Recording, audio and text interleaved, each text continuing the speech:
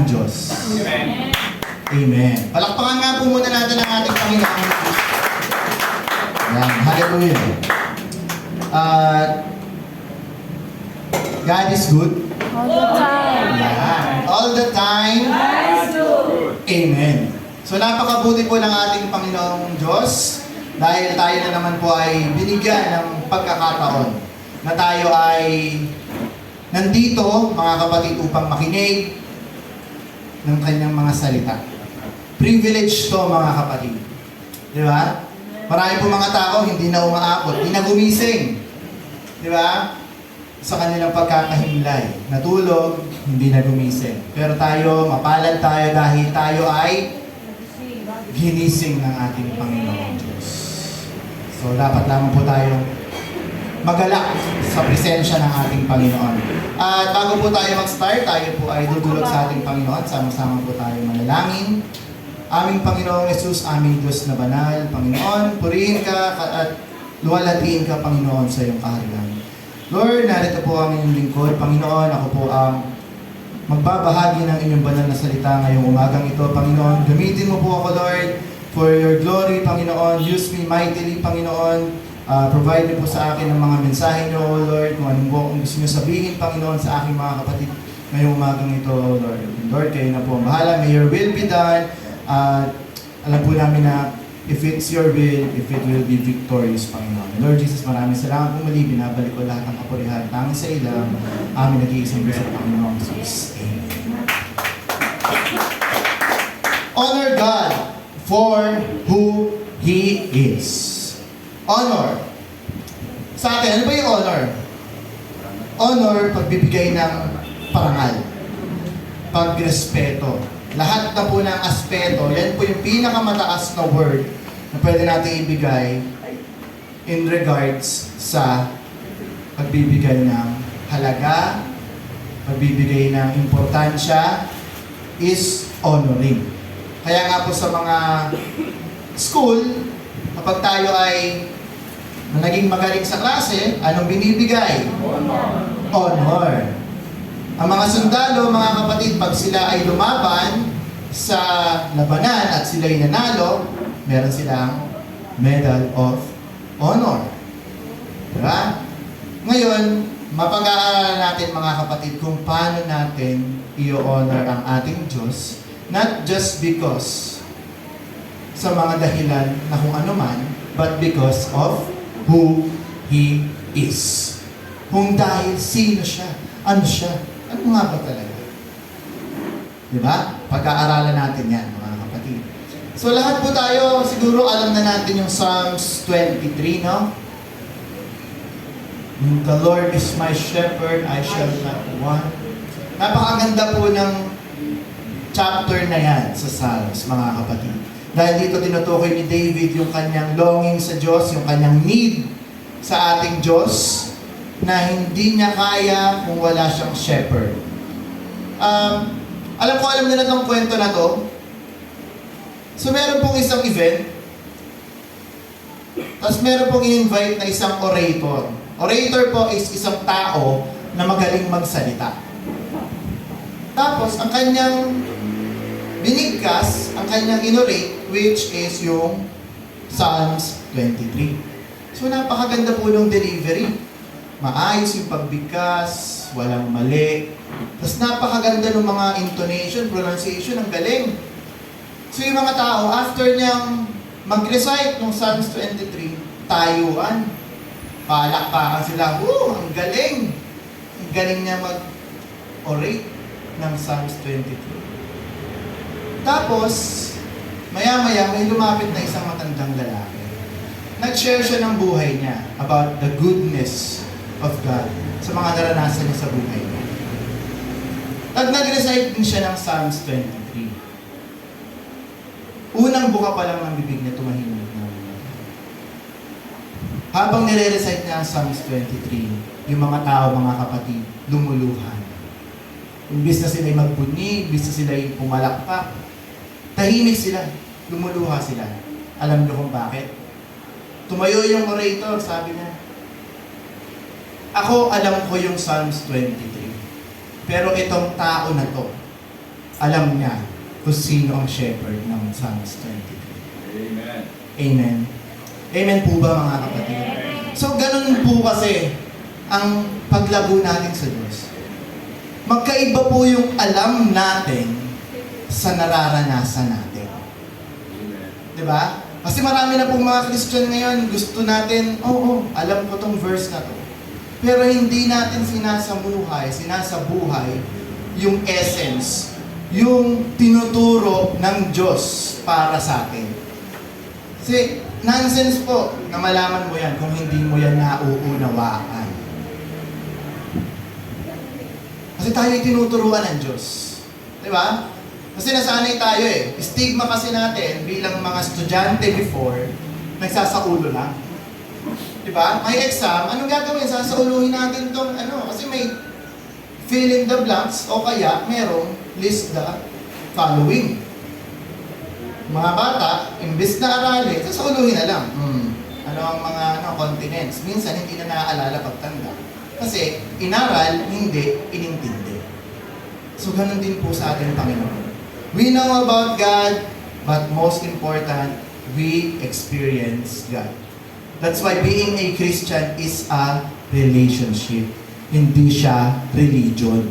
Kasi magkaiba po yun.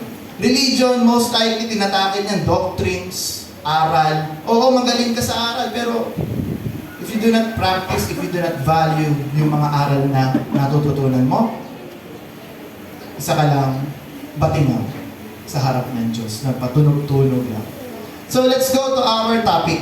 Honor God for who He is. Basahin natin yung John 17, verse 3. And this is eternal life, that they may know you, the only true God, and Jesus Christ whom you have sent.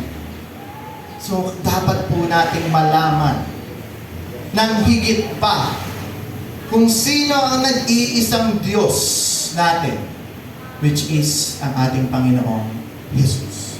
Lahat naman po tayo dito ay naniniwala na iisa lang ang Diyos. Wala naman po siguro dito naniniwala na tatlo pa ang Diyos, di ba? Lahat tayo naniniwala na isa lang ang Diyos. So we need to know God intimately. Amen? Intimate means parang sa mag-asawa. Di ba? Nung kayo'y mag-boyfriend, girlfriend pa, ay nakikilala nyo lang sa asawa nyo yung mga mababaw pang pagkakaintindi ng pagkatao nila. Pero nung nagsama na kayo sa iisang bubong, ando na, lumalabas na yung mga hidden na ugali. Yung niligawan mo ang tahi-tahimik, parang Maria Clara. Hindi mabasagan ng pinggan. Ngayon, nung asawa mo na, ang daldal pala. Yung hindi ka na makapagsalita, kasi siya na lagi nagsasalita. Di ba? Nung naniligaw ka, sabi mo, uy, salita ka naman. Nung asawa na, tumigil ka naman. Di ba? Ganun po yung intimacy. Palagay na kayo sa isa't isa. Di ba? Sa relationship natin sa Panginoong Diyos, dapat ganun din po tayo. Na the more na nakikilala natin ang Diyos, the more na comfortable na tayo. Hindi na tayo nahihiya sa Diyos na magsabi ng problema natin. Hindi na tayo nahihiya na humingi sa Diyos natin. Kasi yan po yung gusto ng ating Diyos. Na tayo ay magkaroon ng ugnayan sa Kanya. Amen po ba mga kapatid? Kasi madalas tayong mga Kristiyano, naiisip natin na, Diyos ko siya, parang nakakahiyang lumari. Hindi po gano'n ang Diyos natin. Ang Diyos natin mabuti. Diba, binigay niya na ang lahat sa atin. Yung pag-ibig na, yung pagmamahal niya sa atin, niligtas na tayo, pinili niya tayo mga kapatid. Tayo yung mga makasalanan. We don't deserve Him. We don't deserve salvation. Pero anong ginawa ng Diyos? Dahil mahal niya tayo, kanyang mga pinili, sinacrifice niya ang sarili niyang buhay para sa atin mga kapatid. Diba? Napakabuti ng Diyos natin. Yung love na binibigay ng Diyos sa atin, higit pa sa lahat ng pag-ibig na naranasan natin. Kung kayo nakaranas kayo ng pag-ibig na parang, uy, napakasarap ng pag-ibig na sa akin, parang hindi na ako iiwan. Ang pag-ibig po ng tao, nagfe-fade. Ang pag-ibig ng tao, lumilipas. Hindi yan permanent, mga kapatid. Pero ibahin natin ang pag-ibig ng Diyos. Ang pag-ibig ng Diyos, mula noon hanggang ngayon, hanggang magpakailanman, tayo ay inibig na ng Diyos. At walang makakapagbago nun. Kahit gumawa man tayo ng mali, hindi nagbabago ang pag-ibig ng Diyos. Mahal ka pa rin niya. Kahit tinatamad ka ng magsimba, mahal ka pa rin ng Panginoon. Kahit late tayo dumating, mahal tayo ng Diyos. Pero ano ba yung magagawa natin, di ba? Kasi alam naman natin, we are not perfect. Tayo yung mga tao. Di ba laging sabi sa mundo, no one is perfect, di ba? Pero ano bang utos sa atin ng Diyos? We need to be holy for I am holy. Holy means iba. Maging iba tayo. He doesn't expect us to be perfect, pero ine-expect na tayo, mga kapatid, na kanyang mga anak, na maging banal. Amen. Ang pagiging banal, mga kapatid, hindi yan yung naiisip niyang nasa labas na banal na hindi na nagkakasala. Kasi yun talaga yung naiisip lagi ng mga unbeliever. Pagtatanungin niyo sila, para sa inyo, ano ba yung banal? Banal, hindi na nagkakasala. Di ba? Ganun. Ay, hindi po ganun yun. Ang banal, mga kapatid, ay unti-unti tayong binabago ng Diyos. Amen. Dahil tayo ay talagang nature natin magkasala. Gustong-gusto natin ang kasalanan, pero dahil kilala natin ang Diyos, dahil tayo ay anak ng Diyos, unti-unti na tayong binabago. Glory to glory para sa kapurihan niya. Hindi para sa atin. Pero alam nyo, tayo rin naman ang nagbe-benefit ng mga pagbabago. Diba? The more na bumabait tayo, the more na gumaganda yung buhay natin, diba? Amen po ba? Amen. Diba dati yung buhay natin punong-puno ng problema? Bakit? Kasi mali-mali yung mga desisyon natin. Pero ngayon, alam na natin ang tama, ginaguide na tayo ng Panginoon, ang Holy Spirit, then we do the right things. Amen. And next tayo, worship. Ano ba talaga yung worship? Ayan. It is said, our proper response to who God is. Response. Kung sino talaga ang Diyos. What He has done, what He continues to do, and what He will do in the future.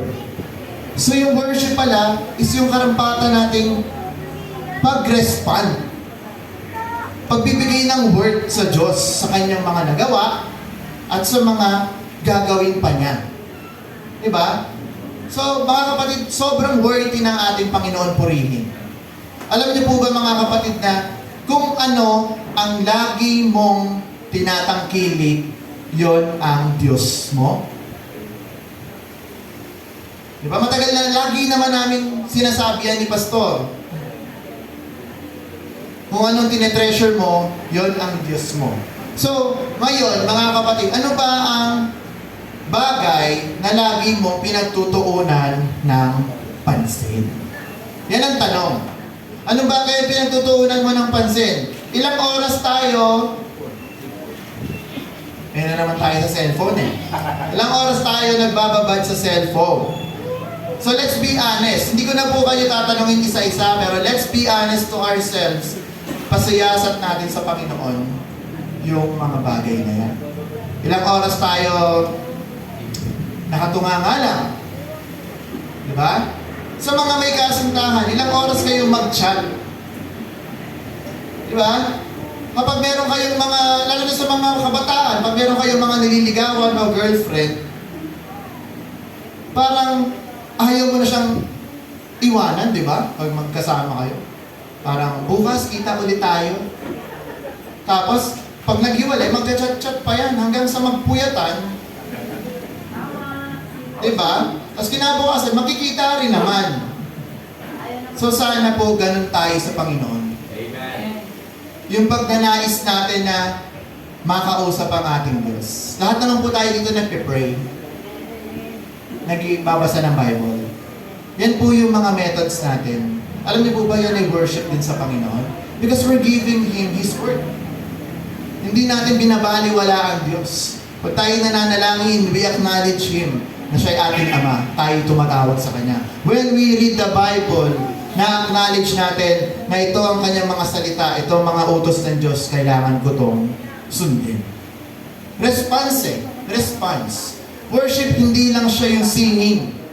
Hindi lang siya yung pagtugtog natin dito. Kasi minsan nagiging misconception ng mga Christians, let us worship the Lord. Ang nagiging misconception nila, ay aawit na yan. Kasi worship the Lord. Ngayon mga kapatid, ang worship, it's not just singing. Ang worship ay magagawa natin if we follow God. Diba? Yun ang totoong worship, nakikita sa buhay. Kasi marami pong Christians, they sing, yes. They play the instrument, but they don't worship God. They just worship God by their lips. But their heart, backslider na pala. Mag-ingat tayo doon mga kapatid. Kasi, lalo na sa worship team, tayo ang pinaka-prone dyan. Tayo yung frontline. And Satan never stops na mag-tempt, lalo na sa mga anak ng Diyos. Kasi yun ang trabaho ng kalaban natin si Satanas eh. Ilayo tayo sa presensya ng Diyos. So mga kapatid, in everything you do, diba? Paulit-ulit namin sinasabi, glorify God. Kaya napakahirap po mga kapatid, kasi sa pag-iisip pa lang natin, dapat pinupuri na natin ang Diyos. Diba? Ano ba ang laman ng isip natin, ang puso natin? Ang Panginoon ba? O yung mga labahan natin pagbalik? Nakasaing na ba? Naiwan ba yung plancha? Na nakasaksak?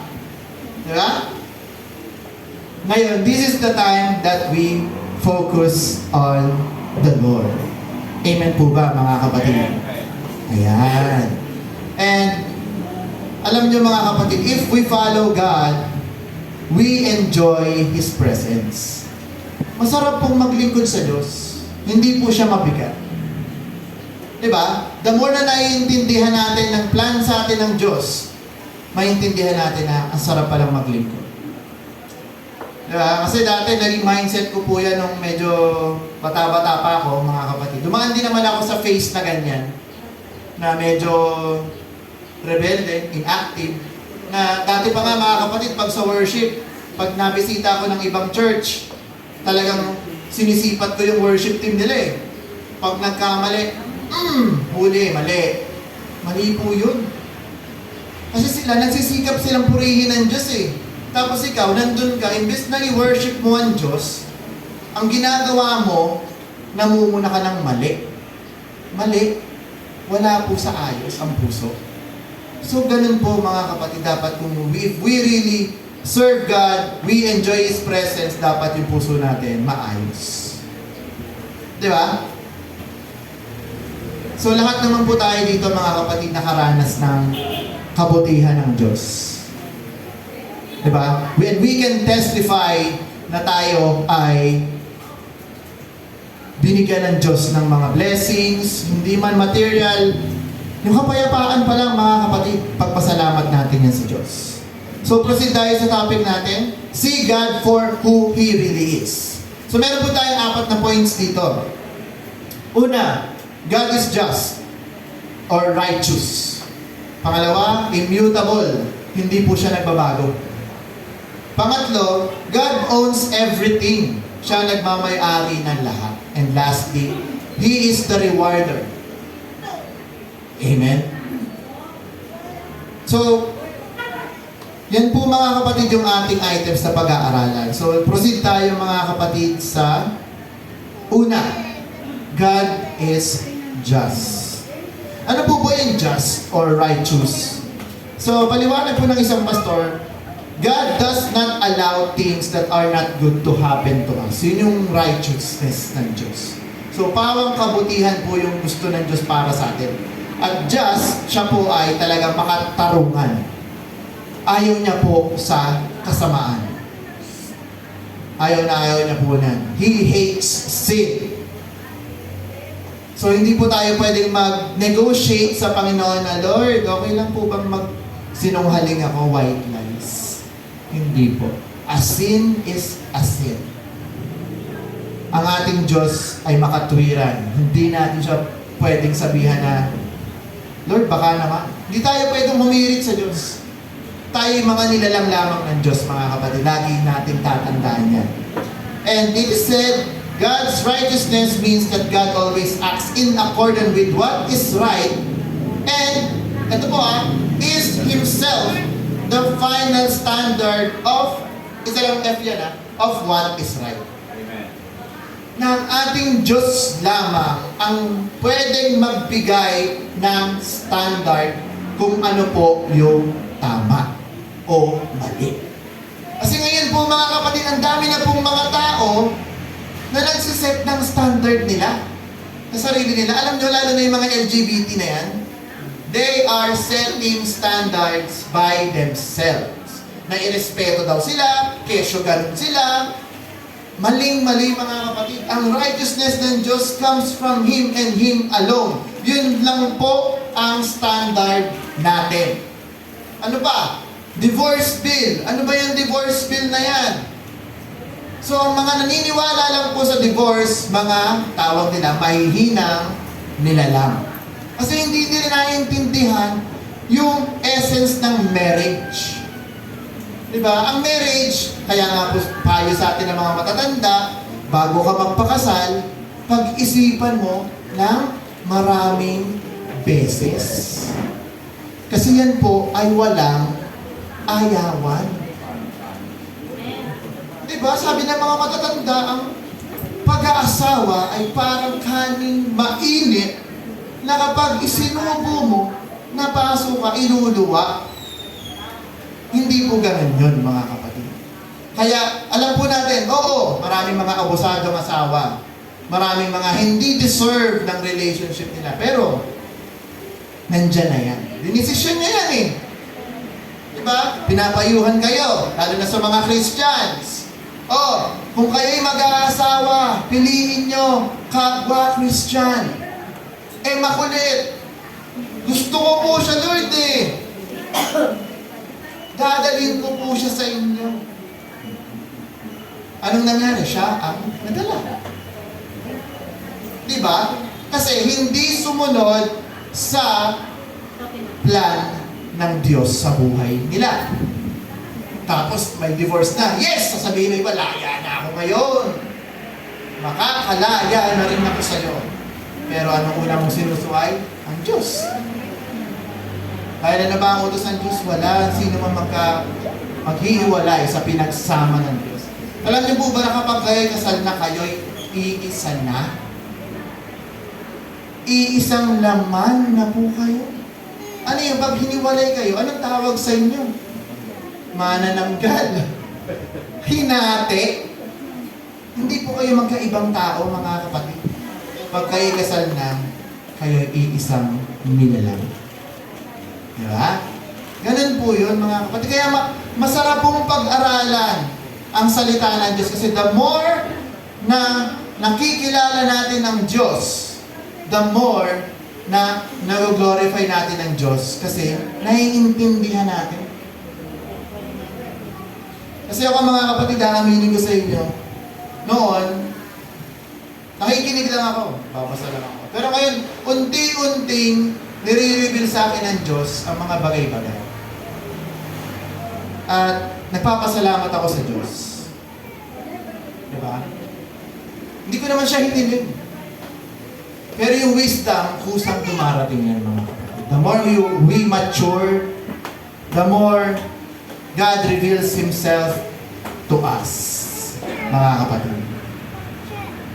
And, so speaking of just, so maraming tao, madalas makakagawa ng mali sa atin. Pero anong utos ng Diyos? Mahalin mo ang iyong kawan. God allows things to happen in our lives. We should wait for God's perfect plan for us. Diba? So, lagi ang Diyos ang may last say. Amen?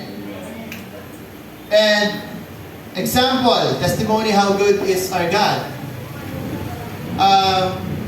Amen, Lord Jesus. Ngayon mga kapatid, I'm being tested. Ngayon sa harapan na ito. Nais si Satan na sirain yung mensahe ko mga kapatid. Ngayon lang. Gusto niyang anuhin yung anxiety ko mga kapatid. Pero I'm praying to God and I need your prayers mga kapatid na we can proceed on this preaching mga kapatid. Kasi nararamdaman ko na siya pero I am praying inside my heart mga kapatid na Lord, ikaw ang mananalo. Sa iyo ang buhay ko at tutuloy ko to kahit kung ano man pinapasok ng kaaway sa isipan ko. Amen mga kapatid. Sige po, tuloy tayo. Psalms 89:14. Ang sabi dito, righteousness and justice are the foundation of your throne. Mercy and truth go before your face. Ano sabi? Righteousness and justice. Foundation. Yun ang nagtatalaga sa ating Diyos. So ang ating Diyos ay Diyos na makatwiran. Wala po pwede magbago nun. Next, the root of all sin, ano? Ang sabi dyan, is the suspicion that God is not good. Yan po yung sabi ni Oswald Chambers. Alam niyo kung bakit nagkasala si Eva at Adan? Yan po. Hindi nila pinanghawakan ang paniniwala na ang Diyos ay mabuti. Nagpadala sila sa sarili nilang desisyon. Diba? Tinitempt sila ng ahas eh. Sabi ng ahas, Eva, wala namang sinabi ang Diyos na bawal niyo yung kainin. Tingnan mo ang sarap niyo. Diba? Tinitempt kasi tayo ng kaaway eh. And then, sasabihin ni Satanas sa atin, unti-unti niya sinisiraan ang Diyos. Kasi alam natin ang Diyos ay mabuti. Diba? Hindi naman po tanong yun eh. Ang Diyos natin ay mabuti. Pero minsan, kaya tayo nagkakasala. Nalilimutan natin ang kabutihan ng Diyos sa buhay natin. Na mas pinipili natin magkasala, mas pinipili natin gawin yung mga masasamang bagay versus sa gusto ng Diyos na gawin natin. Diba? Never doubt God's goodness. He is just and true. Totoo po ang ating Diyos. Wala pong ibang nilalang. Ang Diyos natin ay hindi pala nilalang. Siya isang Diyos. Diba? Nag-exist tayo po mga nilalang. So wala po tayong ibang pagtitiwalaan. Kasi lahat ng mga bagay dito sa mundo, nilalang. Ang Diyos natin, wala pong gumawa sa Kanya. Because He is our Creator. He is our Father. Diba? Basahin natin yung Malakay 2:17. Mensahe po ng Diyos to sa Israel. You have buried the Lord with your words, yet you say, in what way have we buried Him? Tinutukoy nila ang Diyos. In that you say, everyone who does evil is good in the sight of the Lord. And He delights in them. Oh, where is the God of justice? Ito pong panahon na to, ang context po niyan, ang Israel ay under pa ng Medo-Persia. Sakop sila. Kaya tinatanong nila ang Diyos, nasaan ang Diyos ng katwiran? Diba, nangako ka sa amin na gagawin mo ang mga mabubuting bagay sa amin, pero bakit ganito? Naghihirap kami sa rehimen ng Medo-Persia. Diba? So ganun po tayo minsan. Minsan may mga problema tayo, feeling natin, ito na yung sumasakop sa buhay natin, pero tinatanong natin, Panginoon, bakit ang hirap ng buhay ko? Diba? Nasaan ang katwiran mo, Diyos? Sige, tuloy tayo. Malakay 3:1. Ano sabi ng Diyos sa kanila? Behold, I sent my messenger, and I will prepare the way before me. And the Lord, whom you seek, will suddenly come to His temple, even the messenger of the covenant, in whom you delight. Behold, He is coming, says the Lord of hosts. Ang ating Diyos ay mabuti. Dumain sila. Anong sagot ng Diyos? Ako'y papariyan sa inyo. Diba? Ganun kabuti ang Diyos. Kaya tawagin lang po natin ang Diyos. Huwag po tayo mahihiyang tumawag sa Kanya. Malakay 3:2, but who can endure the day of His coming, and who can stand when He appears? For he is like a refiner's fire and the light launderer's soap. Refiner's fire, mga kapatid, tayo ay sinasala ng Diyos. Para tayong ginto na nilalagay sa apoy. Para tayo ay maging lantay or pure. Mga kapatid. Di ba? So, kung lagi natin iniisip yung relationship natin sa Diyos, laging banayad, kapatid, lagi kang madi-disappoint sa Diyos. Kasi, andito tayo sa mundong imperfect. Ang mundo natin lahat puro problema. Hindi perfectong mundo natin. Lahat ay broken dito. Broken ng trabaho, broken ng mga tao. At kapag broken ang tao, madalas yan ang nagagawa nila mali. Kaya pansin niyo mga kapatid, sa mga nakakasalamuhan nating tao, minsan may mga makakagawa ng mali sa atin. Pero ano ba ang mensahe ng Diyos sa atin? Tayo ay nililinis ng Diyos sa ating karumihan. Amen. He is our refiner's fire. So kung tayo man ay nakakaranas ng pagsubok, tayo ay sinasala ng Diyos. Dinadalisay yung mga puso natin. Kung may mga karumihan pa dyan, tinetest ka ng Panginoon. Kung dati lagi kang palamura, di ba? Anong testing ng Lord sa'yo? Kung palamura ka, syempre, gagalitin ka niya. Meron ba namang banayad na nagmumura? Wala naman, di ba? Ang nagmumura po galit. So, ang testing ni Lord sa'yo, gagalitin ka niya. So, kailangan tayo mga kapatid, aware tayo sa testing ng Panginoon. Kung alam po natin, ihiling natin sa Panginoon, Lord, baguhin niyo po ang aking ugaling ganito. Kasi nakikita po nila. And they're giving me feedback na ganito ako. Ibig sabihin, yes, it comes out. From the abundance of the heart, the mouth speaketh. Kung ano po naman ang puso natin, lalabas at lalabas yan. Hindi po natin yan maitatago. Diba? Kaya mga kapatid, huwag po tayo sasama ng loob kung tayo kinokorek ng ating Diyos, ng ating kapatid. Dahil sila po'y kasangkapan ng Diyos para tayo makorek. Tayo po'y pinapadalisay ng Diyos para po pagharap natin sa Kanya, sa Kanyang kaharian, sa langit, worthy po tayo sa presence ng Panginoon. Ayaw po ng Diyos, nahaharap tayo sa Kanya, tayo marumi. Amen po ba mga kapatid? Kaya nga po tayo pinaprocess ng Panginoon na tayo ay sinasanctify. Unti-unti niya po tayong pinapaging banal. Dahil gusto niya po pagdating natin sa kalangitan, puro tayo at malinis. Diba? Kasi kung may kasalanan ka pa sa puso mo, hindi mo maalis-alis yung galit mo, yung hindi mo ka papatawad. Pagharap mo sa langit, pasensyahan na lang. Kasi ayaw ng Diyos sa basahan. Gusto ng Diyos tayo ay parang telang putik na walang tumis. Diba? Mahirap. Sa mahirap, maging banal mga kapatid. But we should strive. We should push.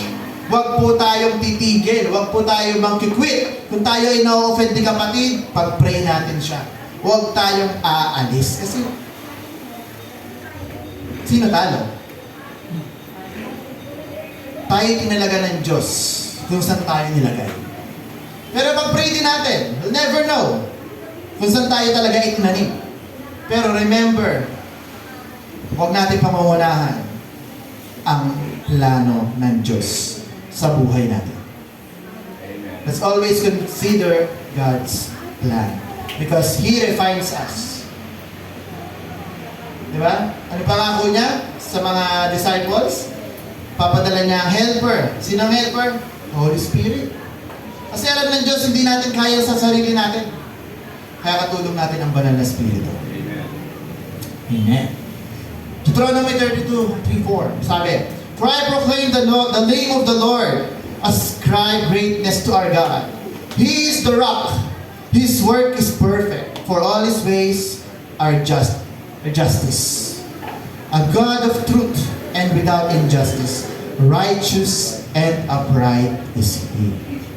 Diba? Talagang napapatunay na ang Diyos natin ay makatwiran. Acts 17:30-31.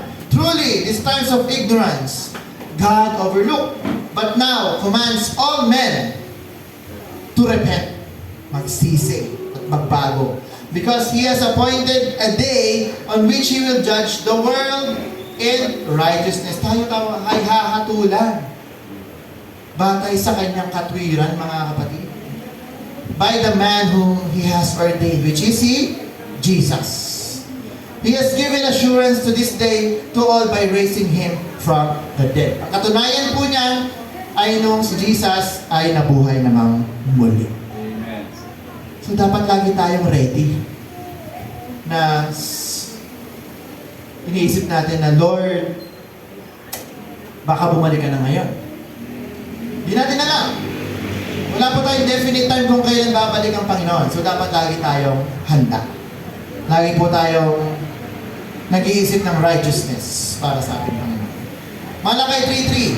Pagtuloy natin. He will set or sit as a refiner and a purifier of silver. He will purify the sons of Levi and purge them as gold and silver, that they may offer to the Lord an offering and righteousness.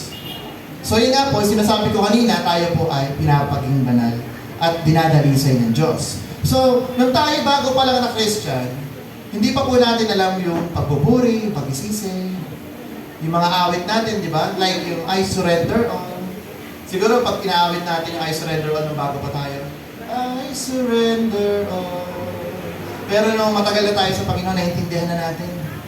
Yung feelings, yung talagang sinurrender mo na sa Diyos, di ba? I surrender. Yung parang hindi mo nakakabigkas eh.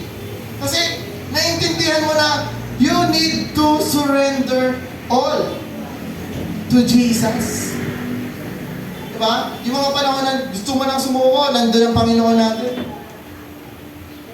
Tutulungan na tayo. So napakasarap pong maging alipin ng Diyos. Amen. Diba? Diretso tayo, Malakay 3:4. Then the offering of Judah and Jerusalem will be pleasant to the Lord as in the old days. And then, tayo mga kapatid ay unti-unti binabago ng Diyos. Yung luma natin pagkatao, binabago niya. Bago na tayong nilalang.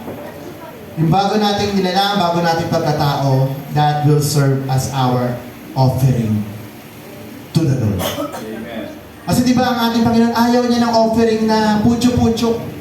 Ayaw niya ng offering na hindi best. Gusto niya, pag tayo nag-offer, it will be pleasant to the Lord. Amen. Kayo, payag ba kayo? Bigyan kayo ng regalo na may exchange gift kayo halagang 100 pesos. Ako na-receive nyo isang chichirya halagang 10 pesos. Di ba ang sama sa loob? Na binigyan kayo exchange gift, uy, nag-expect ka baka dalawa kasi 50 pesos. Na-receive mo chichirya, Moby. Magkano? Di ba? Masakit sa kalooban, di ba? Ang Diyos natin ganun. Kung magsaserve tayo, magbibigay tayo, offer natin yung buhay natin sa Kanya, gusto niya best. Amen. Ayaw niya yung mag-offer ka lang dahil napilitan ka. Ay, sige, nilikod ako kasi sabi ni Kuya Mix, maglinis daw. Diba? Pag na-assign kayong cleaners, dapat tanggapin natin ang buong puso. Yes, gusto kong maglinis kasi makakapag-serve ako sa Diyos. Ay, yes, inassign ako as MC kahit di ako marunong. Pero makakapag-serve ako sa Diyos. Amen. Masaya ako kasi pinili ako, binigyan ako ng privilege. Madalas po kasi sa ating mga Kristiyano, ayaw natin ng commitment. Ayaw natin ng responsibilities. Pero tayo tinawag ng Diyos as His royal priesthood. Ano ginagawa ng mga priest? To serve God. And how do we serve God? We serve people. Diba? Kung anong ginawa mo sa kapatid mo, ginawa mo sa Diyos. Yun naman po, diba? Yun yung ideal nun. Yun yung presence nun. Amen po ba, mga kapatid? Everybody shout hallelujah. Hallelujah. Amen. And then, sa ating pagbabago, mga kapatid, unti-unti tayo natututo. And we understand na ang ating Diyos laging may tinuturo sa atin. Kung ngayon, yan pa lang ang alam mo, next time, may bago na tayong alam. Hangarin po natin, mga kapatid, na matuto tayo at maunawaan natin ang mga salita ng Diyos. Kasi, based on my personal experience, at sa kahit naman sila pastor, mga ibang Christian, the more na naiintindihan mo ang salita ng Diyos, the more na na-enjoy mo ang paglilingkod sa Diyos. The more you know and understand God, the more you worship Him. Kasi alam mo kung paano siya i-worship. Yung dati mong pagkakaintindi sa Diyos, minu-worship mo lang siya kasi pinagpapala ka niya. Ngayon, minu-worship mo siya kasi He deserves to be worshipped. Diba, lagi namin pinapaalala, ang Diyos binigay na lahat sa iyo. Yung hininga mo, yung tubig, buhay, kalakasan, yung needs natin, yung mga bagay na hindi mo hinihingi pero binigay ng Diyos, dapat lagi natin na ipagpasalamat. Amen? And speaking of being sanctified ng ating Diyos, minsan, meron tayong alam na mga bagay na alam nating tama, pero minsan, nakaka-offend or mali sa kapwa nating Christians. Bigyan ko kayo example. Like yung pag-inom po ng wine. Diba? May mga nainom pa ba ng wine dito? Hindi naman po siya masama. Just to inform you, ha? Hindi po masama. Ano po ang utos sa Bible? Huwag po magpakalasin.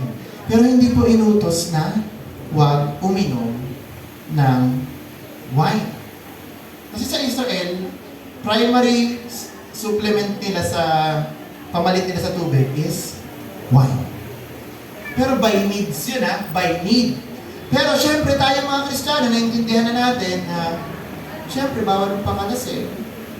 Bakit ko pa itatry? At ito pa mga kapatid, binari, umiinom tayo ng wine, tapos nakaka-offend din sa kapatid natin. Anong sabi ni Paul? Dahil mahal ko ang aking kapatid, hindi ko na lang siya gagawin. Kaysa ma-offend pa siya sa gagawin ko, na alam ko naman na hindi naman mali, pero sa kanya ay mali, I will respect that, I will not do it, and we will both glorify the Lord. Kasi lagi natin iintindihin, ano ba ang magiging bunga ng mga gagawin natin? Will it glorify the Lord kung ma-offend natin yung kapatid natin? No. So ano dapat natin gawin? Huwag na lang natin siyang gawin. Diba? Like yung mga pagkain sa fiesta. Sino dito mahilig pa makikain sa mga fiesta? Oo. Diba? Sarap. Alam niyo po ba yung mga pagkain na yan ay inialay sa mga idols? Kala niya hinahanda lang yan? Hindi po. Dapat aware po tayo, knowledgeable po tayo sa mga nangyayari. Kasi akala natin pag bibisita tayo sa bahay ng may fiesta para, na naghanda lang siya kasi fiesta. Alamin po natin yung essence nun. Kaya po sila naghanda, offering po yan dun sa mga Diyos-Diyosan. Kaya nga po natin pinag-pray yan, di ba? Napakalinisin ng Diyos. Kasi pagkain naman po yan. Hindi po yan masama. Pagkain yung biyaya ng Diyos yan. Pero alam ko wala naman na po dito na-offend pa kami kumakain sa fiesta, no? Mga matured Christians naman na po tayo. Pero in case lang na may mga bagong Christian, kasi pag bago pa po ang Christian, madalas yan mga ano yan eh. Mga tawag dito, mga lawful pa yan eh. Gusto nila, kailangan, may tanong sila, bakit kayo ganyan? Bakit kayo ganyan? Bakit kayo ganyan? Diba? Dami niyang tanong. So para maturuan natin sila ng tama, minsan may mga pagkakataong gano'n, huwag na lang natin gawin. Amen po ba tayo? Kasi lagi po natin isipin, sa Diyos na lagi ang kapurihan. So para mag-glorify nila ang Diyos, at nag-glorify mo rin ang Diyos sa ginawa mo, win-win, panalo. Diba? Kasi kung gagawin mo yung gusto mo, alam mo naman, tama naman eh. Panalo ka nga. Eh siya, nag-glorify niya ang Panginoon? Hindi. Sumama ang loob niya kasi si Brother Wings kumain naman. Pinalayan sa Diyos. Diba? Yun po. Tinuturuan po tayo ng Diyos unti-unti. Kahit mga simpleng bagay lang na gano'n, dapat lagi po tayong aware. Diba? So, ganun po. Saka sa araw-araw natin, di natin maiiwasan yan. Diba? Amen po ba? Amen. Hebrews 12:10 to 11. For they indeed, for a few days, chastened us, as seemed best to them. But he, for our profit, that we may be partakers for his holiness. Now, no chastening seems to be joyful for the present, but painful. Nevertheless, afterward, it yields the peaceable fruit of righteousness to those who have been trained by it. Basahin natin sa Tagalog para mas maintindihan po natin yan, mga kapatid. Hebrews 12:10 to 11. Kasi ito po ay about sa pagdidisiplina ng Diyos. Ayan, basahin po natin sa Tagalog. Tagalog pa. So, sabi po sa banal na kasulatan, sapagkat katotohanan ngayon, pinarusahan nilang ilang araw ayon sa kanilang minagaling, ngunit siya ay kapag-kinabangan sa atin. So, yung parusa na binibigay sa atin ng Diyos, profit na yun, kapag-kinabangan na yun, kung tayo dinidisiplina ng Diyos. Anong silbi sa atin nun? Upang tayo daw ay pabasa nga, makibahagi. Let's say makibahagi sa kanyang, let's say kabanalan. Yes. Para tayo makibahagi sa kanyang kabanalan. Pero para kanino po yun? Sa kanyang kapakinabangan. Sige, 11. So lahat daw ng parusa ay di man natin ikaliligaya. Wala pong nagdidisiplina ng masaya po yung dinidisiplina. Pag pinapaano po, may iyakan portion yan. May takbuhan yan. Pag magaling kang tumakas. Di ba? Kung hindi ka lulungkot. Kaya man nakakalungkot ka. Ngayon may, pagkatapos, eto na, yung bunga. Namumunga na. Bunga. Pasabi nga, mapayapa ng katwiran based on His righteousness, mga kapatid, sa mga nasipagsanay sa pamamagitan.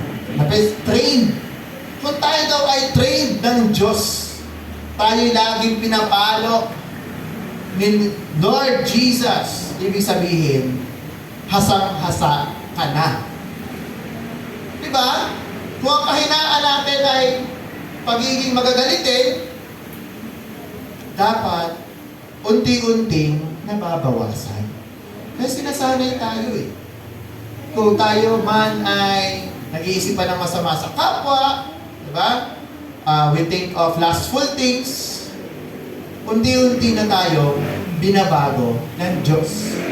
Kasi tayo ay pinaparusahan niya. Naalala ko tuloy yung kwento ni Pastor sa akin. Favorite ko kasi si Pastor sa akin eh. Talaga. Isa siya sa mga favorite ko. Naalala niya, ang patotoo niya is, simula bata pa daw siya is, na-expose na siya sa mga pornographic materials. So tayo, real talk lang to mga kapatid ha, lalo na sa mga kalalakihan. Kasi syempre, hindi naman pulingit yan. Internet nandyan. So madalas na-expose tayo sa pornographic materials. So sabi ni Pastor Bong, bata pa lang siya, mahilig na siya mag-isip ng masama. Hindi pa siya Christian kasi. Tapos nung nagkatrabaho siya, kung may nakikita daw siya magandang babae, nire-rape na daw niya sa isipan niya. Sabi niya, nakakadiri, di ba? Sabi niya, nire-rape niya na. Kasi sabi ng Diyos, pag ikaw'y nagnasa sa isang babae, isip mo pa lang, nangangalit niya ka na. Kaya, nung naging Christian po siya, ang patotoo niya mga kapatid, para maiwasan niya yon, ang ginawang training sa kanya ng Diyos, nakakatawa nga yung training niya eh. Instead na tumingin siya sa mukha, di ba tayo pag nagkakausap tayo sa mata? Sa kanya po, pag may kausap siya babae, kausap niya, sa noo. O ganun siya lagi. As tinatanong siya nung kausap niya, Pastor, bakit ayaw mo akong tingnan sa mata? Ang sinasagot niya, kapatid, mag-ingat ka sa hinihiling mo. Kasi alam niya yung kahinaan niya eh. He knows his weakness. So, yun, unti-unti, hanggang sa nasanay siya, okay siya. Naging pure yung hangarin niya, naging pure yung puso niya. So tayo mga kapatid, tinetest tayo ng Diyos. May mga events sa buhay natin na nangyayari na tayo nakakagawa ng mali. We are not perfect. Di ba? Minsan nakakapag-marites pa rin tayo.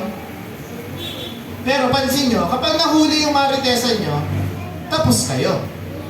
Pero yun yung way ng Diyos para turuan kayo na bawal yun. Amen po ba? Amen.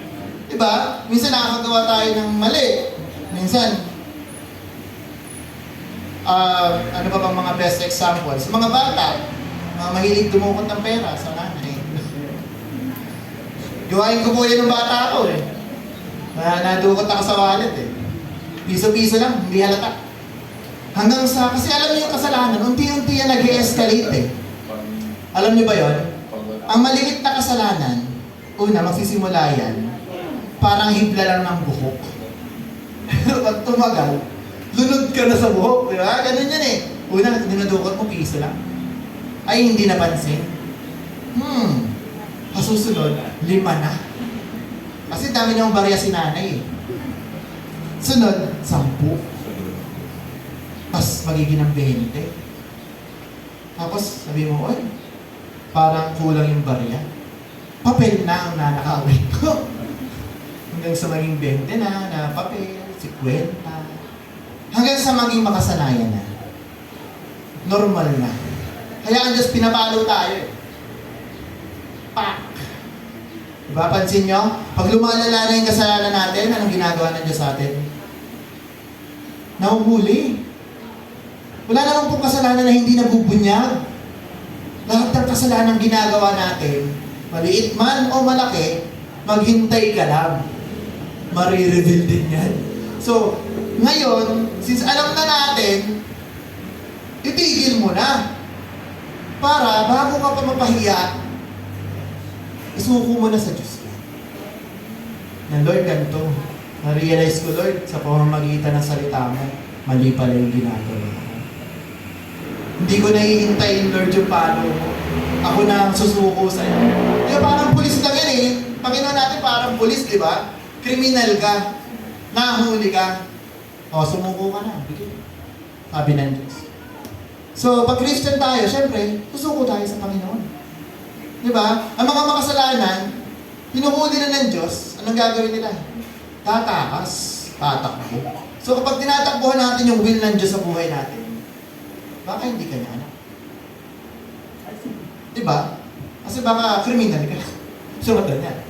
So tayo mga kapatid, lagi natin alalahanin, we are being sanctified glory to glory para sa Diyos na. We are being disciplined for His glory. Yes. Amen. Next. Teka, check natin time natin. Marami pa naman pong oras na. God is immutable. Immutable. What does it mean? It means unchanging over time or unable to be changed. Ang Diyos natin ay hindi nagbabago. Siya ay Diyos mula noon, ngayon, magpakailanman. Ang Diyos natin ay isa. Wala siyang katabi. No one came before Him. No one goes after Him. So mga sinasabi ng Trinitarian na tatlo ang Diyos, mali po yun. Anong ibig sabihin ng sinunghaling ang Diyos natin? Na sinabi niyang isa siya pero tatlo pala siya? Sino po ang mali ng pagkakaintindi? Kasi, di ba napag-aralan naman po natin yan sa mga previous preachings natin?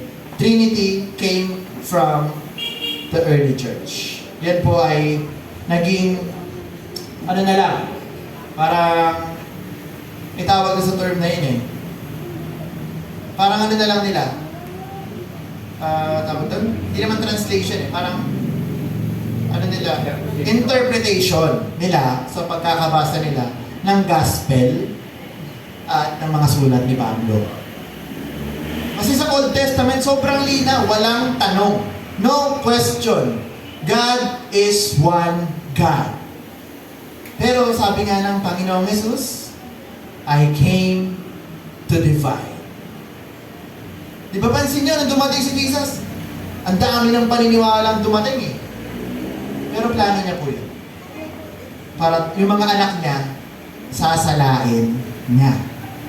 Sabi nga ng Diyos, many are called, but few are chosen. Marami pong tinawag ang Diyos. Yeah, ako ang Diyos. Maglingkod kayo sa akin. Pero konti lang yung mga hinanpik mo. Kaya naniniwala ako talaga mga kapatid. nakakaunti lang talaga ang makakapasok sa narrow gate. Kasi kahit Christian ka na, kung hindi ka pala napili ng Diyos, sorry na lang. Kaya, huwag nating sayangin yung pagkakataon. Nandito ka na eh. Andito ka na. Pag iniisip mo pa na, ayoko na maglingkod dyan kasi natitisot ako kay ano.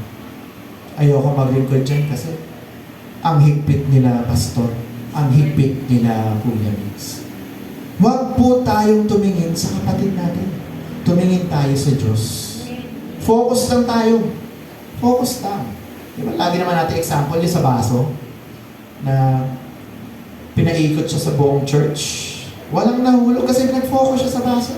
Pero hindi niya naririnig yung ingay ng church kasi nandun lang yung attention niya. So tayo mga kapatid, pag tayo nakikinig ng Word of God, pakinggan natin ang Diyos. Huwag kayo makinig kay Kuya Mix, pakinggan yung Diyos. May mensahe yung Panginoon sa pamamagitan niyo. Daluyan lamang po ako.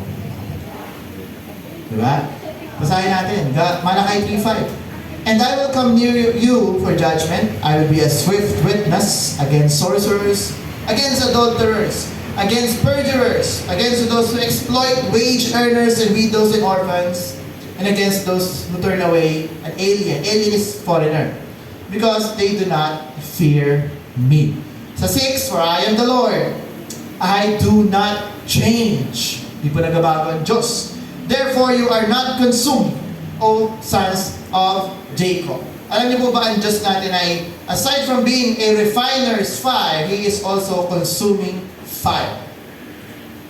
Sa mga anak niya, sa mga Christians, He is a refiner's fire.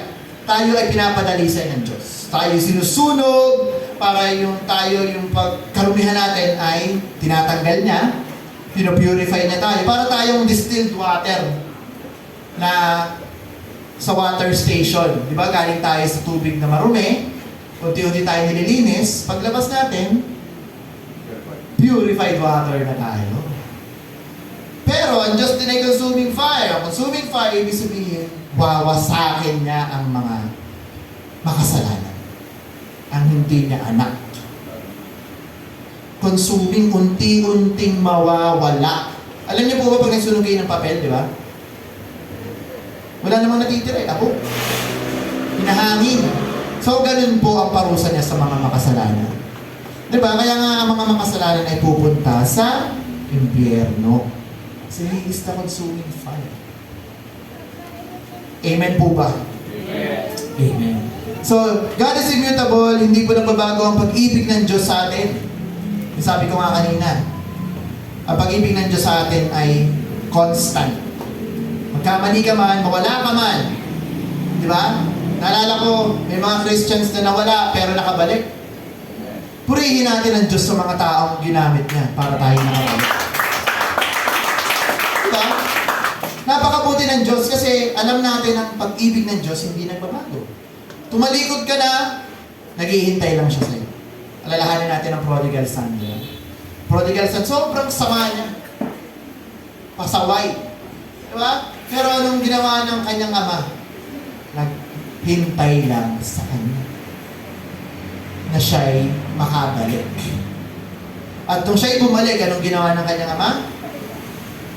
Tumakbo. Sinalubong. So ang ating Diyos ay hindi lamang naghihintay, siya rin ay sinusundo tayo. Amen. Kaya siya'y gumagamit ng mga tao na maging instrumento niya para tayo makabalik. Hindi lamang po ito applicable sa mga nag-backslide physically, pati sa mga nag-backslide by heart. Kasi yan po yung pinaka-dangerous sa lahat. Backslider by heart. Nandito ka nga, presence mo nandito. Pero ang puso mo malayo na sa Diyos. Di ba? Minsan kailangan maging aware tayo na si Jesus pa ba ang hari ng buhay ko? O ako na ang hari ng buhay ko? Kasi isipin natin mga kapatid ito lang, pasintabi na lamang po. Pero Word of God ito. Kung tayo po ay mahilig mamuna ng kapwa, anong sabi sa Bible? Bago mo tingnan ang puwing sa mata ng iyong kapatid, tingnan mo muna ang troso. Applicable po sa atin lahat to. Kasi ako mga kapatid, mahilig din ako mamuna. Mahilig ako mamuna. Pero, anong pinapakalala sa atin ng Diyos? Siya sa atin mo muna, sarili mong buhay. Kasi baka troso na pala yung nasa mata mo. Huwing lang yung nakikita sa mata ng kapatid, pero sa'yo, troso na, di mo pa nakikita. So we are blinded. Di ba na, yung turo ni Pastor last Bible study, ano yung nagpa-blind sa atin? Pride. Pride. Pride. Lagi po nating alalahanin dapat wala na po tayo yan. Di ba? Ang mundo yan ang favorite nilang word. Di ba? June. Pride month. Diba? Pride Month. Kinurap pa nga nila yung rainbow eh.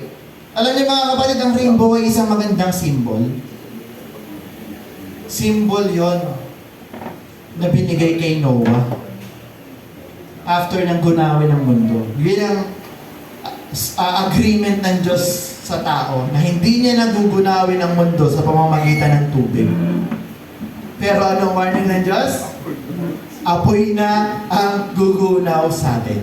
Pero ano ginawa ng mga tropa nating LGBTQ++, ABCDEFG? Diba? Kinurrupt nila. Satan loves corrupting God's word. Di ba pansin nyo? Pati yung star ni David. Alam niyo yung symbol ng star ni David? Yung 6 na, ginagamit nila for Satanism. Pero ang symbol na yung Star of David, yun na yung simbolo ni David. Pero ang ginawa ng Satanism, ginamit nila. Because Satan loves to corrupt things. So tayo po mga Christian, wag po tayo magpapakorrupt. Kasi minsan nakala natin, tama pa yung ginagawa natin, but slowly, kinokorrupt tayo ni Satan. Diba nasa Revelations din po yun, the corrupted church, diba? Kaya maaga pa lang, if we see some corruption, putulin na agad yan. Kaya nga po tayo mga kapatid, tayo ay inaayos ng Diyos sa lahat ng aspeto natin. Hindi lamang po applicable sa church, maging sa buhay natin. Kung may nakikita tayong mga gawin natin na hindi tama, putulin na po natin yan. Hindi po yan sa Diyos. Amen po ba? Amen. Next, God owns everything. Psalms 50:10-12. Ito. For every animal of the forest is mine, and the cattle on 1,000 hills. Every bird in the mountains, insects in the fields, sa Diyos, is mine. If I were hungry, I would not tell you, for the world. Sabihin natin, world. Yan. World is mine. Sa Diyos ang mundo. And all that's in it. So tayo part tayo ng world, di ba? So tayo ay pagmamay-ari ng Diyos. So wala tayo pwede maipagmalaki sa Diyos na, Lord, ito yung handog ko sa'yo. Pinaghirapan ko yan. Pinagtrabahuhan ko yan. No. Galing sa Kanya. Diba? Yung lakas na ginamit mo para paghirapan niya sa iyo. Kaya nakakalungkot nga yung mga tao ngayon, napaka-ingrato. Ungrateful sa Diyos. The Lord gave them everything, pero anong ginagawa nila? They give glory to themselves. Na sila yung magaling. You deserve this, self. Diba? Deserve mo to. I'll treat you to Starbucks, self. I'll treat you to McDo, self. Kasi deserve ko to. Yung deserve na yan. We don't deserve Amen. God. Diba? Kaya, maging matalino tayo. Puso, isipan. Work hand in hand. Diba? We worship God all our life. Malakay 3:7. Yet from the days of your fathers, you have gone away from my ordinances. Balik tayo sa Israel to, and have not kept them. Return to me. Balik daw ang Israel, and I will return to you. Says the Lord of hosts. But he said, in what way shall we return? Tanong ng mga Israelites sa Panginoon. Paano? Ito na yung mga hate nating mga verse. Malakay 3:8. Pero kailangan natin daanan yan mga kapatid dahil Word of God yan. Sabi, will a man rob God? Yet you have robbed me. But to say, in what way we have robbed you? Sabi ng mga Israelites, paano ka namin ninanakawan? Ano sabi ng Diyos sa kanila? In tithes and offering. Lilinawin ko yan mamaya mga kapatid. We will have a small talk about offering and the essence of tithes. Ha? Pero maya-maya lang po yun. May oras pa naman tayo konti, no? So may dalawang uri po ang pagkanakaw. Una, thievery. Ano ba ang thievery? Ang thievery daw, pagnanakaw ng tago. Yung hindi nagbabaranda. Yung mga naipapanood natin, mga spy. Yan, thief. Mga thief yan, thief. Pero ano po yung robbery? Pagnanakaw ng hayagan. Ang lakas ng loob, no? Hold up to! Akin na ang cellphone mo! Yun ang robbery. Diba? May naalala kong example na nakakatawa eh. May isang tao daw sa US. Sa US, di ba, legal sa kanila magdala ng baril. Legal sa kanila yun. Galing siyang grocery. Papunta na siya sa kotse niya. May nakita siya. May 4 na tao. Pinubuksan niya sa sasakyan. Sabi niya, binaba niya yung grocery niya. Tinutukan niya ng baril. Hoy! Umalis kayo niyan sa sasakyan ko! Di mga tao, takbuhan. May baril. Tapos, pagpasok niya ng kotse, pag ganyan, hindi pala sa kanya yung kotse. Sa mukha lang pala ng kotse niya. Yung may-ari pala ng mga yun, yung mga taong tinutukan niya ng baril. Diba? So, harap-harapang bastusan niya, di ba? As may isa pang example. Ito, siguro naranasan niyo na to, pero hindi na, alam ko hindi niyo naman intention to. Kunyari, may katabi kayo, tapos may baon kayong chichirya. Tapos nakita mo, dumudukot siya sa chichirya niya. Kaya, akin to ah. Tapos kumuha ka. Tapos nakatingin lang siya sa'yo. Kain din siya. Tapos kain kayong dalawa, hanggang sa naubos na yung chips niyo. Tapos umalis na yung tao, sama ng loob, nakatingin sa'yo. Tapos, isa sobrang ano mga ganit mo, kinuha mo pa nga sa kanya eh. Kung ginagawa niya, ginagawa kumain ka din. Tapos naalala mo, nung pagtingin mo sa bag mo, nandun ba pala yung pagkain mo? Kanya pala yun! Di ba minsan po, may mga ganyang pangyayari. So, hayagan po, accidentally or intentional. Di ba? Minsan ganyan po kasi. Pero sa Diyos, ano po ba yung mga hayagan natin pagnanakaw? Malalaman po natin yung mamaya. Di ba? Ayan na, malaki 3.9 din. Ito na. Alam po natin to ever since, di ba? Sabi niyan, you are cursed with a curse, for you have robbed me, even this whole nation. Bring all the tithes into the storehouse, that they may be food in my house, and try me now in this, says the Lord of hosts. If I will not open for you the windows of heaven, and pour out for you the blessing that will not be room enough to receive it. Alalahanin natin ha, message ng Diyos yan sa Israel. Just for the context, Israel po yan. And marami na pong pastors ang nag-aaral talaga how they fully understood the essence of tithing.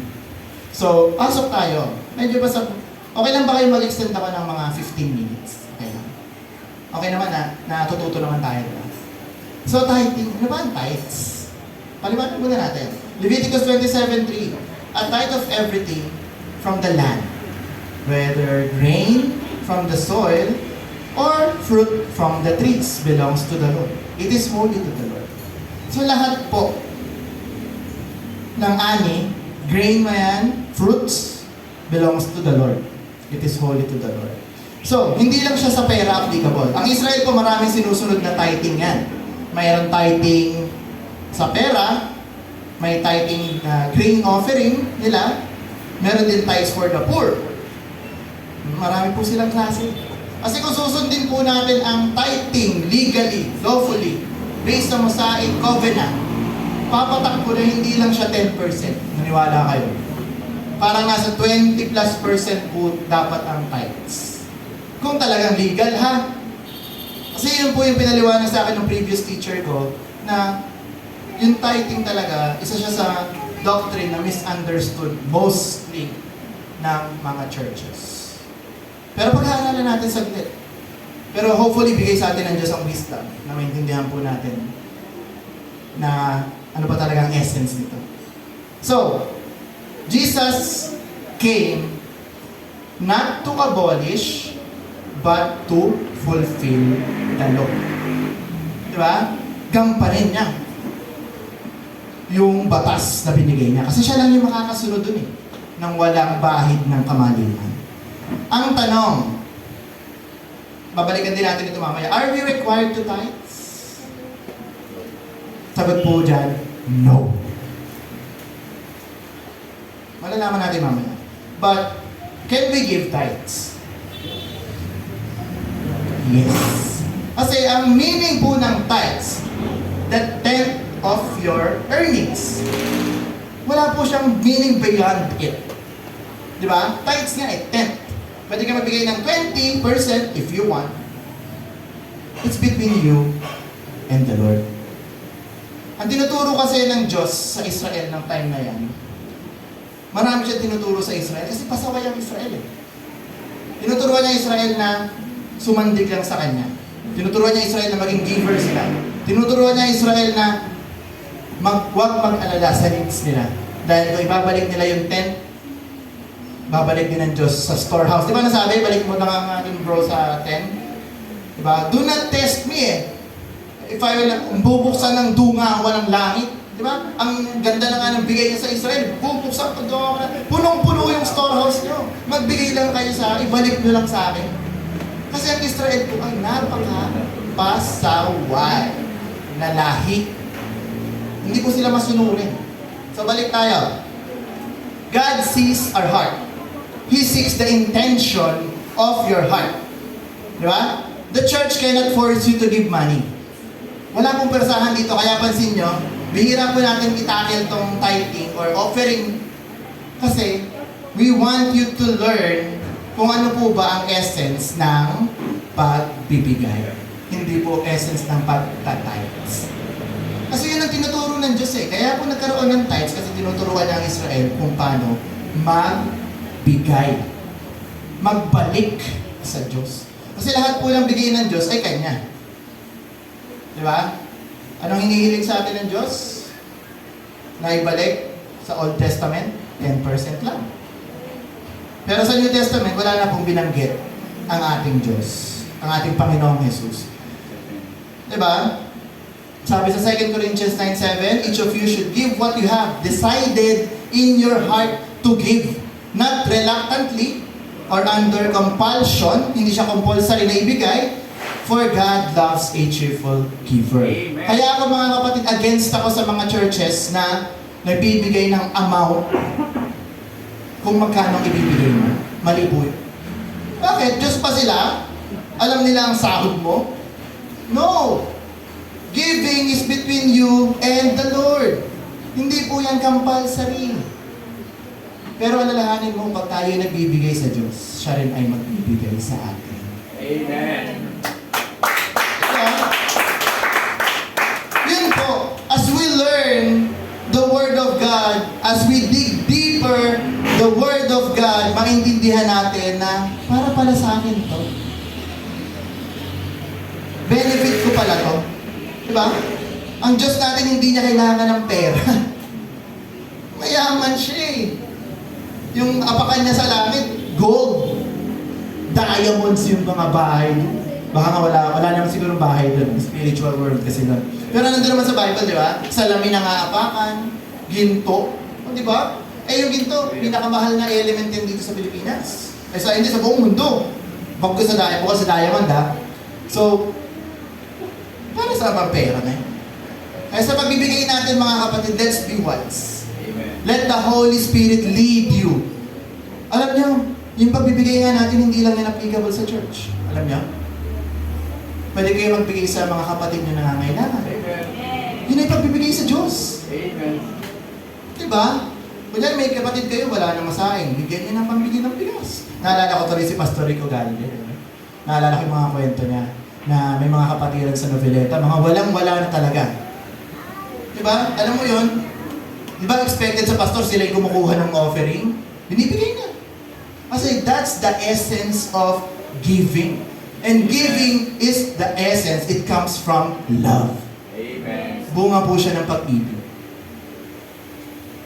Di ba? So, tines ng mga Pharisee ang Diyos eh. Si Jesus dati. Alam niyo na ba yung about sa pera? Kay Caesar? Di ba? Tinanong kasi ng mga Pharisee, anong opinion mo, Jesus, about sa tax? Kasi di ba tanong din natin yan eh. Kasi ngayon, may tax tayo sa gobyerno eh. Di ba? So, kailangan natin itakil yan. Tapos bibigay din tayo sa church. So, ano sabi ng Panginoong Jesus? Ibigay kay Caesar ang para kay Caesar. So sa atin in modern times, ibigay sa gobyerno ang para sa gobyerno. Pay your taxes. Pag hindi ka nagbabayad ng tax, anong tawag sa'yo? Magnanakaw ka. Kriminal ka. Pero ang sabi ng Panginoong Jesus, ibigay niyo sa Diyos kung ano ang Sa Diyos. Amen. Amen. Nung narinig ng mga Pharisee ito, they marveled. Woo! Ang galing naman. Umalis sila. Ayoko na. Ayoko na kausap si Lord. Ang galing. Diba? Kasi mga Pharisee naghahanap lang yan ng mali. Pero si Jesus, sinagot siya. So ang tanong natin ngayon, mga kapatid, how many percent should we give God? 5%? 10%? May idea kayo? Everything. Lahat. Lahat. Everything. Huwag po tayong magtipid sa pagbibigay natin sa Diyos. Diba? Lagi nating tatandaan, everything comes from God. At dapat natin ibalik sa Diyos. Alam niyo kung paano natin nilalakawan ng Diyos sa mga panahon natin ngayon? Isang example lang na madalas natin nagagawa. Pagiging late. Yes. Amen po ba? Nagigets natin? Nilalakawan mo ang Diyos sa pagiging late. Oh, ang higpit naman ni Kuya Mix. Late lang nilalakawan na ang Diyos. Alam niyo kung bakit? God gave us 24 hours of our lives. And dito nga sa church natin, 3 hours lang service. Sa ibang church, mas matagal pa. He's asking you 3 hours lang, kapatid ha? 3 hours, pero anong oras ka dumating? So ano yun? Di ba? Ninanakawan natin ang Diyos sa pamamagitan ng oras na dapat ay para sa Kanya. Pero, sinarili mo. Bakit ka na late? Di ko alam. It's between you and the Lord. I'm not here to judge you. Diba? It's between you and the Lord. Gets po natin. Amen. Diba? Yun po yung essence na tinuturo ng Diyos sa atin sa pagbibigay. So, question ko ulit. Are we required to tithes? No. No, not anymore. It has been fulfilled in the Mosaic law. But, can we give tithes? Present. Yes. It's up to you. Kung gusto mo, lahat ng sahod mo, ibigay mo eh. Diba? Pero huwag kang iiyak-iyak na wala na ako pambili. Kung ano yung nasa puso mo. Kung gusto mo magbigay ng piso, saya-saya ka sa piso. Go ahead. Wala akong pumipigil sa'yo. Gusto mo, 20 lang. Kung sa ngayon wala ka pa, kausapin mo sila. Pass muna. Pero bawi ako. Okay lang yun. It's between you and the Lord. Wala akong bilangan dito sa church na to. Kaya ngayon offering natin walang pangalan eh. Di ba? Pansin nyo? Walang pangalan. Kasi ayaw natin mag-name drop, ayaw natin magsabi na, ay si kapatid hindi naglagay ng ano. Minamata dahil sa katayuan. Hindi po yun. Sa Diyos po tayo natin. Diba? Di ba sarap maluto? Na may sampal at palot. Diba? Sige, patapusan po tayo. Humiling lang ako 15 minutes, so 12:15 ako matatapos. If any of you lacks wisdom, you should ask God. Ayon sa James 1:5. May oras po ako dito. Who gives you generously without finding fault, and it will be given to you. Ayan o. Kung sino sa inyo, mga kapatid, gusto niyo ng wisdom, pray kayo, hindi kayo. Lord, bigyan niyo po ako ng wisdom paano ko ba i-manage yung pera ko. Lord, bigyan niyo po ako ng wisdom kung paano ko may tataguyod yung pamilya ko. Sa mga babae, asawa, Lord, bigyan mo po ako ng wisdom kung paano ako magpapasako sa asawa. Binigyan ko ng din ha. Magpapasako sa asawa kong lalaki. Kasi yun na po yung trend ng mundo eh. We are always aiming for equality. Di ba? Equal? No! Hindi po yung design ng Panginoon. Ang design ng Diyos, the man of the house, the husband, will lead the family. Amen. The wife, susunod siya kung ano ang gusto ng tatay. Agree po ba lahat? Para kasi hindi naman lang amen ah. Amen po ba? Yan po ay utos. Pag hindi niyo po yan ginawa, pasensyahan na lang po tayo. Kasi hindi, alam niyo po kung bakit ang ibang pamilya naghihirap? Maraming problema. Hindi po nila sinunod ang design ng Diyos sa family planning. Kung magka-family planning, yun ang totoong family planning eh. Binigay na nga ng Diyos eh. Di ba? So mga babae, submit yourselves to your husbands. And sa mga asawang lalaki, whoops! Hindi kayo excuse ha. Sa mga asawang lalaki, anong trabaho natin? Love. Mahalin mo ang iyong asawang babae. Mahal po ba natin ang mga asawa natin? Sa mga lalaki na may asawa, mahal po ba natin mga asawa natin? Dapat lang. Aba? Yan. So, alalahanin niyo, mga kapatid, masarap pong sumunod sa Diyos. Ang sarap pong sumunod sa Diyos! Amen. Diba? Lahat ng bagay, it will all fall into place. Wala na kayong problemahin. Sumunod lang kayo. Just follow God. Siya na bahala sa inyo. Diba? So, sige, skip na tayo. Medyo napahaba na yung tithing natin. Pero, mga kapatid, malino naman po sa atin yung tithes, di ba? At yung isa pa pong sinasabi ng mga pastors about sa tithes is, ay ito, papasadahan natin to, is about Abraham giving to Melchizedek. Ayan, sabi, wala pa naman yung law. Pero bakit nagbigay si Abraham kay Melchizedek? Choice niya yun. Yun yung gusto ng puso niya eh. He to give his tithe, tenth of his spoil. Spoil ha, hindi yun yung buong ari-arian niya mga kapatid. Galing sila sa gera. So nanamsam sila ng mga ari-arian ng mga natalo. So si Melchizedek is a high priest na walang origin.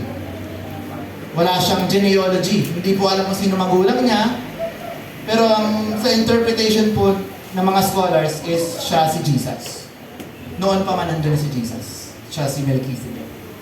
Then, ang binigay ni Abraham ay 10% na kanyang mga kinita sa spoils. Kaya, yun po yung ginagamit na basihan ngayon about sa giving ng tithes. Na kahit naman, pero sa atin mga kapatid, no one is stopping you to give 10%, 20%, 50%. Kung ano, diba sabi nga, kung ano ang nasa puso mo, bigay mo sa Panginoon.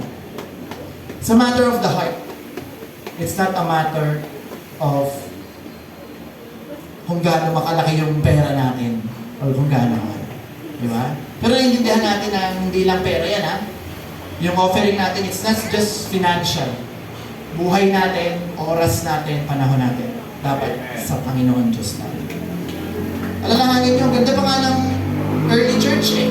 Yung early church, ano nila? Punta tayo sa Acts 4:32-35. Sabi dito, now, the multitude of those who believed were one of heart and one soul. Neither did anyone say that any of the things he possessed was his own. But they had all things in common. 33, and with great power, the apostles gave witness to the resurrection of the Lord Jesus, and great grace was upon them all. Nor was there anything among them who lacked, for all were possessors of lands or household. Ano ginawa? Sold them, and brought the proceeds of the things that were sold. Ganun po yung mga church noong unang panahon. Lahat ng ari-arian nila, binibenta nila. Para pantay-pantay ang lagay ng mga kapatiran. Ngayon, kung tatanungin ko kayo, kaya niyong gawin yan? Yung lahat ng pinaghirapan mo, benta mo, bigay mo sa church. Ano lang? Simple question lang. Di ba? Ang hirap, di ba? Depende sa pastor. Makakula. Di ba? Pero Kahit nga po pastor ang tanongin natin, Hello. wala pong willing gumawa. Kasi kahit ako, dalawang isip muna ako. Di ba?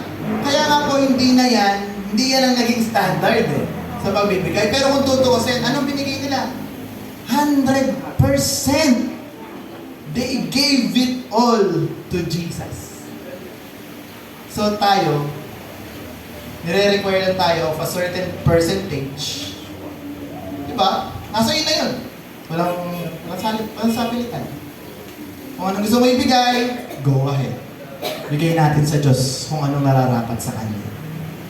Diba? Next, last, ayan, meron na lang akong 8 minutes. Sige, para patapos na to. God is the reward. So, ito, tuloy natin yung giving. We do not give because we want to be rewarded. Hindi po tayo nagbibigay dahil gusto natin pagpalain tayo ng Diyos. Yun na naman yung malaki tweetin. Woo! Pasok na naman yung mga giving exhorters. Pag tayo nagbigay sa Diyos, bubuksan yung dungawan ng langit at ating mga storehouses ay mapupuno, bubuhos niya ang pagpapala sa atin. Kaya ng ulit na yan. Pero bakit nahihirap pa rin tayo? Yan ang tanong, di ba? Kasi kung totoo yun, wala na sana mahirap na Christian. Agree? Amen? Amen. Because God knows the intention of God. If you give to the Lord with the intention na dodoblehin to nila, bigay ako ng 1K. Babalik ni Lord to soon. Ginawa mong investment ng Panginoon na nagbibigay ka kasi you want something from Him. Mali po ang ideology yun. Maling prinsipyo yun. We give because binabalik natin sa Kanya ang kapurihan. Amen. Dahil binigyan niya tayo ng mga bagay na yan, binabalik natin na Lord para sa ito. Thank you sa mga pagpapala. And yung binigay natin, it will be used sa church. Di ba? Magagamit siya para sa Diyos. Kasi ano ba ang church? Baka kasi nakalimutan natin, the church is the bride of God. So kailangan, ang bride of God, pag humarap tayo sa Diyos, yung church, dapat maayos. Dapat malinis. Kaya binabudgetan eh. Kaya, nandiyan pa rin yung giving. Hindi inaalis ng Diyos yan. Kasi, it shows how we respect God, how we honor God. Diba? Kaya may title natin, Honoring God for who He is. We honor God dahil siya ang nagbibigay sa atin. So, mga kapatid, huwag natin pagdamutan ng Diyos. Amen. Huwag natin pagdamutan ng kapwa natin. Diba? Kasi pag tinutulungan natin ang kapwa natin, alalahanin mo, tinulungan mo ang Diyos. Diba? Amen. Kung anong ginawa mo sa kapwa mo. Diba tinanong niyo yung mga apostol, nauuhaw ako, hindi mo ako pinainom. Nangihingi ako ng food. Diba? May libabi na kasi tayo.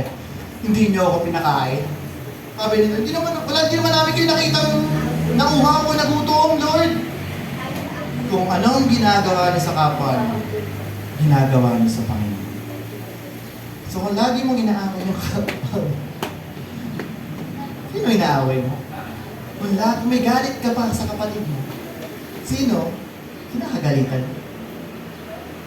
Kung may inggit pa tayo sa kapwa natin, sino ang inainggitan mo? Kapatid, absorb natin. Digest natin ang Word of God, mga kapatid. Dahil napakaganda po, napakasarap po. Kasi ngayon ko na lang siya nare-realize na the more na tayo lumalapit sa Diyos, the more na ilalapit na rin ang presensya niya sa atin. Amen. Kasi minsan, there comes a time na may panlalamig, diba? Na hindi na natin ma-feel yung presence ni Lord. Na parang ritual na lang ang pagsamba. Na bakit ba talaga? Tinatanong mo, dumating na ba kayo sa point ng buhay niyo? Bakit ba ako nagsisimba? Bakit ba ako naglilingkod? Lagi niyong isipin mga kapatid, ginagawa natin to dahil tayo ay mahal ng Diyos. Amen. Diba? Binabalik natin sa Kanya the true worship that He deserved. The glory that He deserved. So ngayon mga kapatid, naintindihan na natin, balik po tayo sa ating conclusion. Ano yung napag-aralan natin? God is just. Siya ay makatwiran. Ayaw niya ng kasalanan. Ayaw niya ng mali. God is immutable.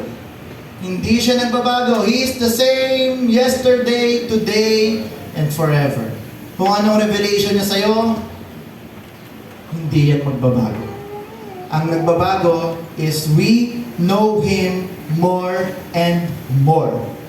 Pero not changing the fact na nababago yung paniniwala natin. If He knows that He's the one God, He's one God. Huwag nating baliin ang salita ng Diyos. Huwag nating i-twist ang salita ng Diyos na tatlo siya eh. Paano mo nasabi? Nasa Bible. Interpretation na lang po yun. Pero ano ang sinabi ng Diyos? Batay sa kanyang statement. Diba? Ang paniwalaan natin, biblical, galing sa salita ng Diyos Himself. Na, Hear, O Israel, the Lord your God is one God. One Lord. Isa lang. Yun. Paniwalaan natin yan. Wala nang tanong-tanong pa. Kasi minsan dumarating tayo sa buhay natin, nakakalungkot nga yung iba nating members dito na nawala. Kasi naligaw. Kasi nag-entertain ng ibang isipin na ang Diyos, alam niyo na, yung cause kanina ay hindi mabuti. Yun naman ang root cause kung bakit tayo nagkakasala eh. Kasi dahil kasi hindi mabuti.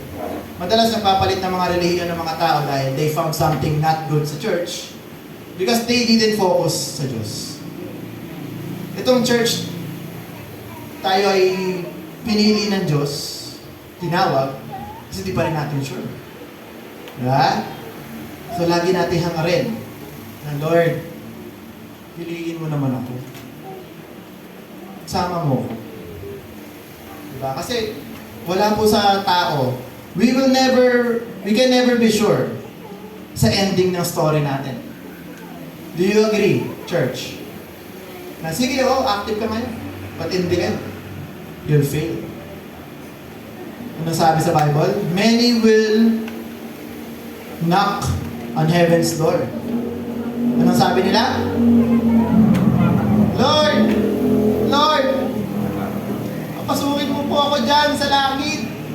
Nangaral po kami ng salita mo. Nagpagaling po kami ng may sakit. Nagpalayas kami ng demonyo sa pamamagitan ng pangalan mo. Ano sabi ng Diyos sa kanila? Lumayo kayo. Hindi ko kayo nakikilala. So wag sanang dumating sa point, mga kapatid. Let's aim, let's push, let's strive. Para gayahin natin si Apostle Paul, let's strive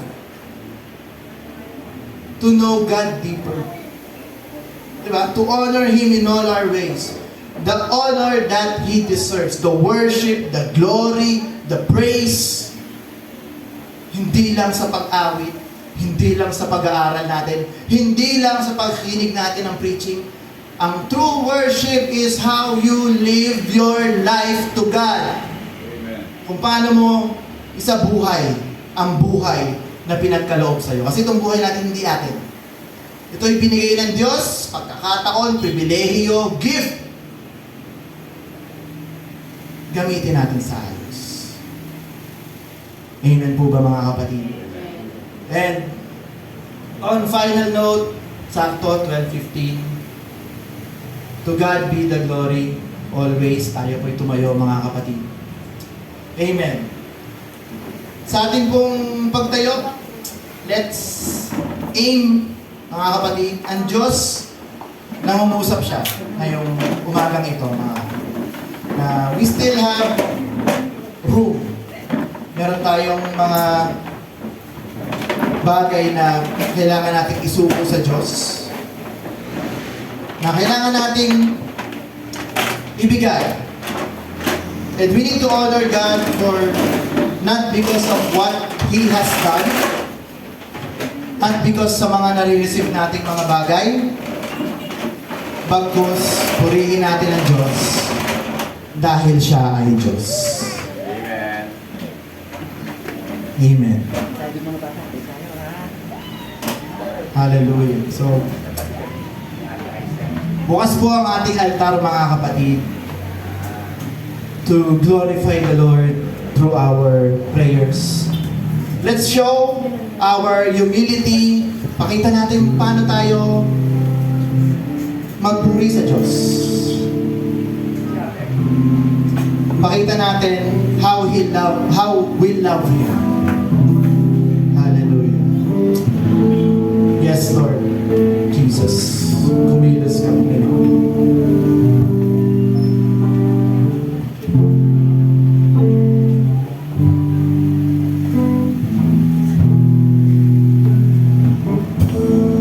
Hallelujah. Patuloy po tayong magsumango sa ating Panginoon. Hallelujah. Nag-uusap po ang ating Panginoon. Hallelujah. Oh, Jesus.